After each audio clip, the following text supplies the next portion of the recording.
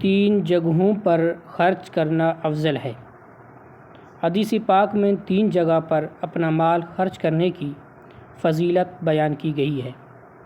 Number 1 اپنے اہل و عیال پر، نمبر 2 اپنے رائے خدا کے جانور پر، نمبر 3 اپنے ان ساتھیوں پر جو رائے خدا کے مسافر ہوں۔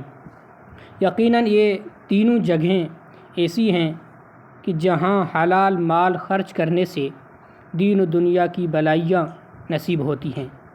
ان تین اعمال میں خرچ کرنا موجب رحمت و ثواب ہے۔ اہل و عیال پر خرچ کرنا بڑی نیکی ہے۔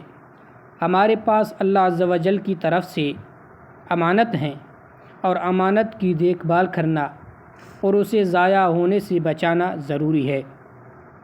لہٰذا اپنے اہل و عیال کی حفاظت کرنا اور انہیں نقصان و مصیبت سے بچانا ہم پر لازم ہے، بلکہ اہل و عیال پر خرچ کرنے سے صدقے کا ثواب ملتا ہے۔ چنانچہ ایک بار حضور نبی رحمت شفیع امت صلی اللہ تعالیٰ علیہ وسلم نے حضرت سیدنا سعد بن ابی وقاص رضی اللہ تعالیٰ عنہ سے ارشاد فرمایا، جو بھی مال تو رضائے الہی کے لیے خرچ کرے گا اس پر تجھے اجر دیا جائے گا، حتیٰ کہ جو لقمہ تو اپنی بیوی کو کھلائے گا اس پر بھی تجھے اجر دیا جائے گا۔